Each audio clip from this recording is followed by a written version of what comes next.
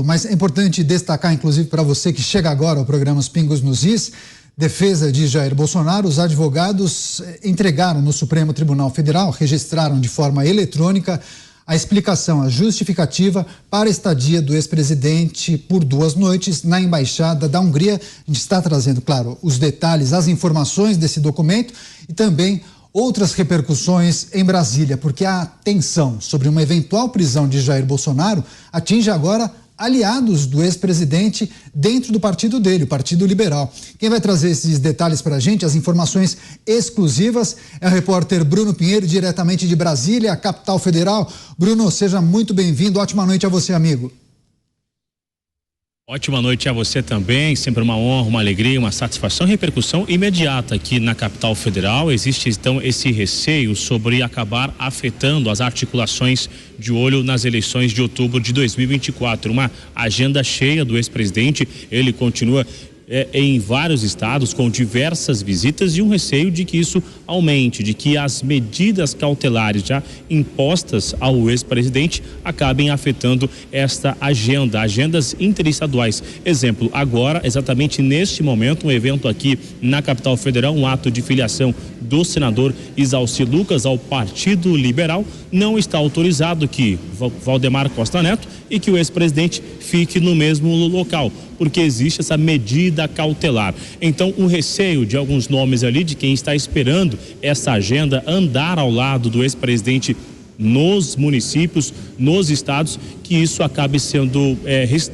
restringido por conta de uma nova medida cautelar após esta resposta. Este documento, viu, a gente está acompanhando aqui logo que quando foi enviado para o STF, é importante ressaltar que nas primeiras horas, eu conversava com o advogado do ex-presidente, por volta de 8:30 da manhã, tinha a expectativa de que os advogados, eles fossem recebidos através do ministro Alexandre de Moraes, que é quem solicitou essas informações em 48 horas. Acontece que hoje aqui no STF, um ponto facultativo, já em clima de recesso, não está então recebendo, não está tendo nenhum expediente, não está realizando agendas. Então isso acabou dificultando, já que os advogados tinham interesse de olhar no olho, de até mesmo aumentar e fortalecer essa justificativa do ex-presidente, que não havia nenhuma intenção de fuga, que não tem um plano de fuga, nem aconteceu em nenhum momento. Ao longo deste documento elaborado, apresentado ao STF através do sistema eletrônico, os advogados reforçam ainda que em 2 oportunidades de viagens internacionais, uma anteriormente que foi justamente viajar até a Argentina na posse de Javier Milei, o ex-presidente informou o ministro do STF, enviou as passagens de ida e de volta, inclusive, e agora recentemente um convite do primeiro-ministro de Israel para mais uma viagem também internacional e também de forma antecipada foi informada para a Suprema Corte. Então, seria uma forma de conversar com o ministro Alexandre de Moraes e explicar esta situação, essa justificativa sobre essa hospedagem lá na residência, na Embaixada da Hungria, mas isso não aconteceu porque eles não foram recebidos somente através do sistema. E aí fica esse receio, sim, entre os aliados, de que forma, se isso vai comprometer as agendas nos estados e nos municípios com essa articulação até o final do ano, que será essa eleição em 2024. Só para finalizar, alguns nomes da Polícia Federal acreditam que a investigação sobre a minuta do golpe, sobre essa chance de um golpe de Estado, como é investigado, eles querem finalizar até no mês de julho. Essa é a expectativa dos investigadores da Polícia Federal, Daniel Caniato. Tá certo. Bruno Pinheiro fazendo um bom resumo dessas informações, desde a intenção dos advogados de protocolarem e entregarem esse documento em mãos no gabinete do ministro Alexandre de Moraes, estratégia que acabou não dando certo. Eles tiveram de registrar no sistema eletrônico do Supremo Tribunal Federal e ainda tratando dessas questões que envolvem especulações de colegas de partido de Jair Bolsonaro que projetam a finalização do inquérito ou mesmo a possibilidade de prisão de Jair Bolsonaro. Informação essa que está sendo tratada por muitos integrantes do PL em Brasília, pelo menos de acordo com as informações de bastidores. Você, Cristiano Beraldo, essas informações trazidas pelo Bruno Pinheiro, que é preciso nós estarmos atentos. Algum indício de que a defesa de Jair Bolsonaro possa adotar alguma nova estratégia, Beraldo? Primeiro, eu espero que tenha sido uma estratégia de mídia, né, de comunicação, essa história de ir ao Supremo e dar com a cara na porta, porque não é que o ministro acordou de manhã e falou: hoje eu estou aqui com preguiça, acho que eu não vou trabalhar, não. A agenda é pública, essas agendas, né? Se conhecem essas agendas, se sabe se o ministro vai estar lá, não vai estar lá, óbvio, pode ter passado mal, ficado doente, mas não é assim, né? Então, a gente vê esses desdobramentos do ponto de vista partidário, que eu acho que isso sim merece a nossa atenção, porque eu vejo que o PL apostou todas as fichas nessa estratégia de ser reconhecido como o partido de direita, o partido que abraça e acomoda não só Jair Bolsonaro, mas todos os seus apoiadores.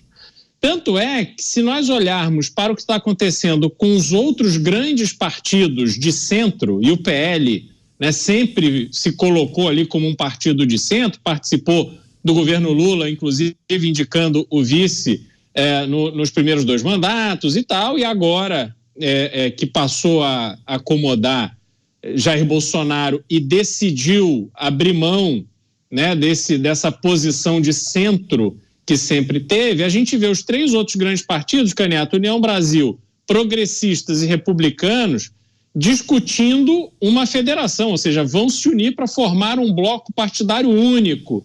E o PL vai ficar isolado, como o maior partido hoje dessa legislatura, mas vai ficar isolado.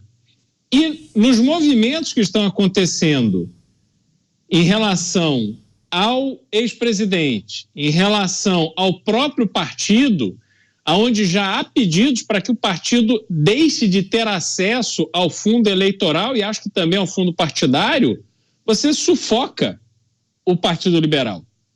E o PL está diante de um grande dilema, porque se houver um movimento efetivo para cortar o dinheiro, como é que se participa de uma eleição municipal tão complicada como é a eleição municipal do Brasil? Torna-se praticamente impossível.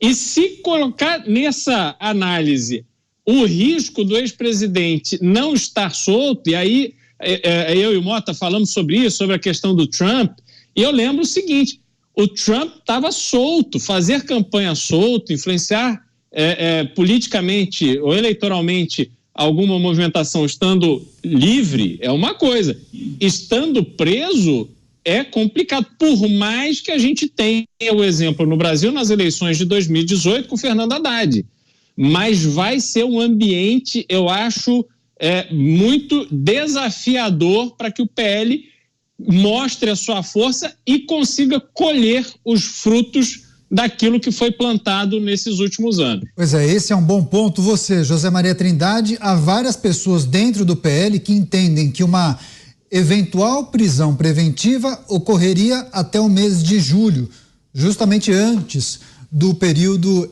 eleitoral. Faz algum sentido pensar na decretação de prisão preventiva pensando no calendário eleitoral? Algo que não tem nada a ver com o auto, não é um condicionante, né, Zé Maria? Ou não deveria ser, né? Para você ver o grau, de insegurança jurídica que vivemos, né? Antes, as pessoas já sabiam quando aconteceria um pedido de prisão depois de um processo. Esta é ainda uma fase de inquérito, é quando a polícia está investigando, ele não está ameaçando testemunhas, não está tentando fugir, tem endereço fixo, está prestando depoimento quando solicitado, então não há os pressupostos legais para uma prisão preventiva, que o próprio Supremo Tribunal Federal criticou muito durante a Lava Jato, dizendo que as tais preventivas eternas, preventivas alongadas e assim por diante. Se alguém é preso agora numa preventiva, na fase de inquérito, imagina, terminado o inquérito, é entregue ao Ministério Público, que vai analisar, vai decidir se indicia ou não, e aí, se decidir indiciar, o ministro vai olhar, vai avaliar se aceita tornar o réu ou não, depois marcar o julgamento, até lá, até quando vai ficar preso alguém que pode ser absolvido lá na frente. E uma prisão não há como retornar, não há como reparar um ato de prisão. Então, uma preventiva ela tem que ser calcada principalmente na evidência forte de um crime grave cometido. Senão, todos os outros pressupostos da preventiva caem. E há esta ameaça. Essa é a realidade. Eu vou repetir aqui, para quem não sabe, que o ex-presidente Jair Bolsonaro já não é um homem livre. Ele está sob medidas excepcionais. Ele não pode, por exemplo, ir na reunião do PL, porque lá está o presidente do PL, Valdemar Costa Neto. Ele não pode ir ali na Argentina visitar o Milei. Por quê? O passaporte dele está retido e ele está sob um sistema especial. Lembrando aqui só o que o Bruno falou, neste momento, né, daqui a pouco, o Isalci Lucas está se filiando ao PL e sai e apaga a luz do PSDB, ou seja, é o último senador do PSDB. Uma pena, né? Um momento político diferente. O PSDB, você podia discordar das propostas, mas fazia e elaborava projetos e propostas interessantes, né? Você pode discordar, mas tinha argumentos e uma posição muito forte no Senado Federal. Sai o último senador, o PSDB não tem mais representação no Senado Federal, não tem liderança, não tem nada no Senado. Isalci Lucas também coloca um ponto final do PSDB aqui no Distrito Federal, que foi muito forte, partido muito forte aqui no Distrito Federal, e a saída do Isalci Lucas, senador pelo Distrito Federal, apaga essa luz. Ele está nesse momento se filiando ao PL na sede do PL. E Jair Bolsonaro não pode ir porque lá está o Valdemar Costa Neto. Então, já existe uma restrição de direitos. E daí a sensibilidade dessa história de visita ou estadia na embaixada. Se houver um entendimento que se trata de tentativa de fuga, quem já tem direitos suspensos, vou repetir, o ex-presidente Jair Bolsonaro já está com direitos suspensos. Nós temos direitos de sair, ir e vir. Ele já não pode mais sair do país. Então, é uma insegurança jurídica que ele está vivendo, e isto é uma novidade para esse presidente e para o país. Tá certo, eu vou passar para o Roberto Mota, mas só trazendo um outro trecho, uma outra informação desse documento, Mota, que foi entregue pelos advogados de Jair Bolsonaro ao Supremo Tribunal Federal, dizendo justamente que se fosse para mandar prender o Jair Bolsonaro, o ministro não teria mandado recolher os seus passaportes. Eu abro aspas, tá? Dias antes da visita à embaixada foi proferida a decisão impondo medidas cautelares consistentes na apreensão do passaporte e a proibição de se ausentar do país, o que já indicava que a decretação de uma medida mais severa, como a prisão preventiva, não estava iminente, fecho aspas, trecho do documento da defesa de Jair Bolsonaro, que foi colocado no sistema eletrônico do Supremo Tribunal Federal. Agora, Mota, essas projeções e apostas que estão sendo feitas por integrantes do PL, você falou em elucubração, que é preciso tomar muito cuidado, ter cautela em qualquer tipo de avaliação nesse sentido. Agora, essa aposta de que uma eventual prisão preventiva ou não respeitaria o calendário eleitoral, isso é grave, né? Eu acho que isso é especulação da especulação da especulação. É um território extremamente pantanoso, onde as pessoas que caminham por ele estão correndo o risco de serem tragadas pela areia movediça. Essa é uma questão muito complicada, né? Como eu disse, primeiro é preciso haver uma razão para a prisão que seja aceita como moralmente, juridicamente e politicamente justificável. Essa, né, eu acho que é um requisito fundamental. Segundo, vamos trabalhar com esse cenário de que aconteça uma prisão. E o dia seguinte? Como é que vai ser o dia seguinte? Né? É preciso se preparar para as consequências dessa prisão. E por último, eu tenho a impressão que eu e o Beraldo aí talvez estejamos em campos opostos nesta avaliação, é preciso avaliar as consequências eleitorais, político-eleitorais de uma prisão. A gente já viu episódios históricos em que a prisão teve o efeito contrário ao pretendido por aqueles que a defendiam. em vez de tirar o adversário do jogo político, na verdade o que você faz é multiplicar o alcance eleitoral do adversário, porque ele se vê transformado num símbolo de uma injustiça que foi feita. Então, eu tenho certeza que esses elementos todos estão sendo considerados. A gente não pode fazer uma análise simplista, criar um raciocínio amparado numa lógica, Caniato, que, na minha impressão, já deixou de existir no Brasil já tem alguns anos. O Beraldo, 30 segundos para você, antes de virar a página. Não, eu acho que é imprevisível hoje no Brasil, porque nós estamos vendo uma reação muito forte do judiciário contra um grupo que se opõe ao atual governo. E isso, se houver a prisão, eu tenho dúvidas de qual será a reação do judiciário diante de eventuais manifestações e caso se escale esse grupo que vai protestar, e eu tenho certeza que ele existirá, mas se isso se escalar um pouquinho acima do aceitável, talvez a reação seja tão dura que a gente não vai ver as pessoas se sentindo com liberdade de ir às ruas se manifestar.